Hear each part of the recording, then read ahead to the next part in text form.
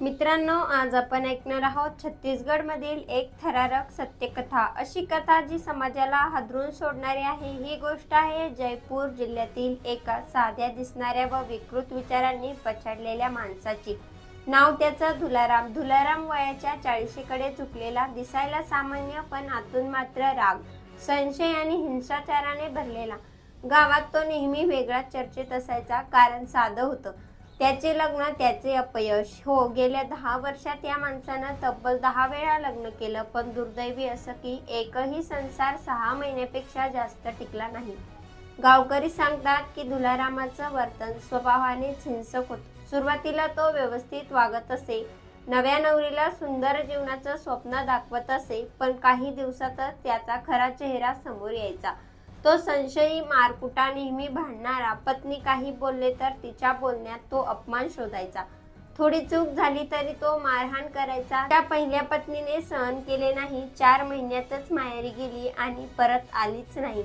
दुसऱ्या पत्नीचाही संसार तसाच मोडला। तिसरी, चौथी अशी एक एक करत 9 पत्नींनी त्याला सोडून दिलं, पण धुलारामाला यात काहीच धडा मिळाला नाही। प्रत्येक वेळी तो नवीन स्त्री शोधायचा, गावच्या बाहेरच्या खेड्यामध्ये, कधी ओळखीच्या माध्यमातून, कधी पैशाच्या जोरावर, पण लग्न व्हायचं आणि पुन्हा तेच चक्र।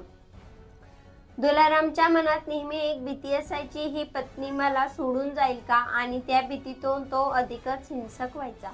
त्याच्या आयुष्याचा हा विषारी पॅटर्न गावकऱ्यांना माहीत होता, पण कुणी त्याच्या संसारात हस्तक्षेप करण्याचं धाडस करीत नसे।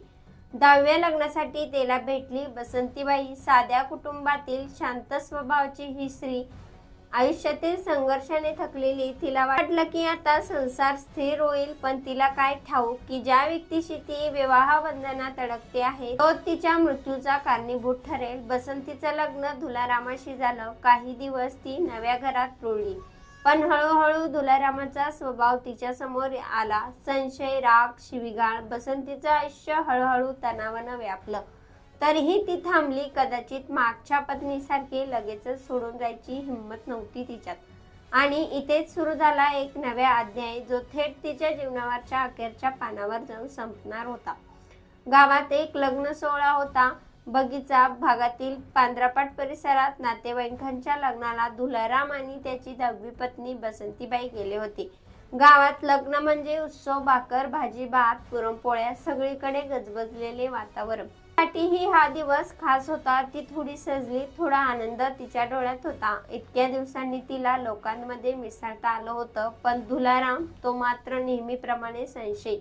लोकांशी बोलताना बसंती असली की तो चिडायचा, कुणाशी थोडं जास्त बोलली की त्याच्या डोळ्यात रागाची ठिणगी चमकायची। लग्नाचा कार्यक्रम संपून दोघं घरी परतले आणि इथेच घडला त्या दिवसाचा भीषण टप्पा। धुलारामाला संशय आला की बसंतीने लग्नाच्या ठिकाणाहून तांदूळ, थोडे तेल आणि एक साडी चोरून आणली आहे। इतकं लहानसं कारण, पण या माणसासाठी ते पुरेसं होतं। त्याने बसंतीला विचारलं, तू चोरी केली का? लग्नातून सामान आणलं का? बसंतीने स्पष्टपणे नकार दिला, पण धुलारामाला सत्य नको होते। त्याला संशयाचं खरं वाटत होतं। रागाच्या भरात त्याने बसंतीवर हल्ला केला। पहिल्यांदा शिवीगाळ, नंतर ढकलाढकली आणि मग मारहाण सुरू झाली।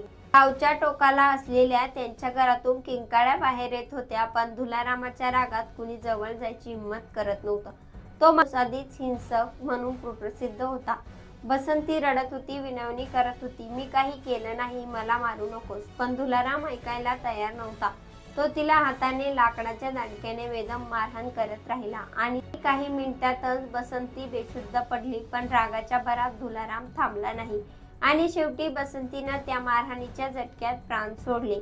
धुलारामाला समजलं की त्याच्या 10व्या पत्नीचा जीव गेला आहे, पण त्याच्या मनात पश्चाताप नव्हता, फक्त एकच विचार, हे प्रेत लपवायचं कसं? त्याने थोडा वेळ थांबून घराभोवती नजर टाकली, नंतर बसंतीचं निश्चल शरीर उचललं आणि ते जंगलाच्या दिशेने घेऊन गेलं। रात्री अंधार होता। जंगलात त्याने बसंतीचं प्रेत नेऊन कोरड्या पानाच्या ढिगाऱ्याखाली दडवलं। त्याला वाटलं आता सगळं संपलं, कुणालाही कळणार नाही, पण निसर्ग सत्य लपून ठेवत नाही। बसंतीच्या हत्येनंतर 5 दिवस उलटले। गावात सर्व काही जणू पूर्ववत होतं। धुलाराम नेहमीप्रमाणे फिरत होता, बोलत होता, जणू काही घडलंच नाही। पण जंगल मात्र सत्य दडून बसलं नव्हतं. त्या पानाच्या ढिगाऱ्याखालून दुर्गंधी पसरायला लागली. गावकरी रोज त्या रस्त्याने जात असत. पहिल्या 2 दिवसात कोणी फारसं लक्ष दिलं नाही, पण जसा जसा वास वाढू लागला तसं तसं लोकांना संशय येऊ लागला. एका दिवशी काही तरुणांनी धाडस केलं. त्यांनी पानाचा ढिगारा हलवला आणि समोर आलं अर्धवट कुजलेलं, विकृत झालेलं एक मानवी शव. गावकरी हादरले. हे कोणाचं असेल? कसा मृत्यू झाला असेल? भीती गोंधळली आणि कुजबूज सुरू झाली. थोड्याच वेळात पोलिसांना कळवण्यात आलं. पोलिसांनी घटनास्थळी धाव घेतली. तेथे पसरलेली दुर्गंधी, प्रेताची अवस्था सगळं पाहून त्यांना लगेचच लक्षात आलं, हा अपघाती मृत्यू नाही. प्रेताची अवस्था इतकी खराब होती की सुरुवातीला ओळखणं कठीण होतं. पण बसंती काही दिवसापासून दिसत नसल्याने गावकऱ्यांनी सांगितलं. पण पोलिसांना संशय आला की हे प्रेत तिचंच असावं. शवविच्छेदनासाठी मृतदेह तात्काळ रुग्णालयात पाठवण्यात आला आणि मग सुरू झाला खरा तपास. गावकऱ्यांनी पोलिसांना दुलारामाचा हिंसक स्वभाव सांगितला. त्याला पहिल्या 9 बायकांनी त्याला का सोडलं, कशा प्रकारे तो नेहमी भांडायचा, कसा मारहाण करायचा, सगळं सांगितलं. पोलिसांच्या डोळ्यासमोर चित्र स्पष्ट झालं. दुलारामला चौकशीसाठी बोलवण्यात आलं. सुरुवातीला तो नाटक करत होता. मला काही माहित नाही, मी जंगलात गेलोच नाही. पण पोलिसांच्या सततच्या प्रश्नांनी आणि पुराव्यांनी त्याचा धीर सुटला. शेवटी त्याने कबूल केलं, हो, मीच बसंतीला मारलं. ती लग्नातून चोरी करून आणली म्हणून राग आला, मी तिला ठार मारलं. दुलारामानं सांगितलं की हत्या केल्यानंतर त्यानं प्रेत जंगलात नेऊन पानाखाली लपवलं होतं की असं केल्यावर कुणालाच काही कळणार नाही. पण दुर्गंधीनं त्याचं गुपित उघड केलं. पोलिसांनी त्याला अटक केली. गावभर ही बातमी पसरली. गावकरी थक्क झाले. 10 लग्न केली आणि 10व्या पत्नीचा खून केला. ही बातमी आपापसाच्या जिल्ह्यात, नंतर संपूर्ण राज्यात पसरली. लोक म्हणू लागले, इतका बायका त्याला सोडून गेल्या होत्या. कुणीतरी याला आधी थांबवलं असतं तर बसंतीचं आयुष्य वाचलं असतं. बसंतीचा मृत्यू फक्त तिचा नाही तर संपूर्ण समाजासाठी धडा ठरला. नात्यातील हिंसा, संशय आणि पुरुषसत्ता विचार किती घातक असतात याचं जिवंत उदाहरण. मला पोलिसांनी अटक केली. त्याने स्वतः कबूल केलं होतं की त्याने बसंतीची हत्या केली. आता त्याच्यावर खुनाचा गुन्हा दाखल झाला आहे.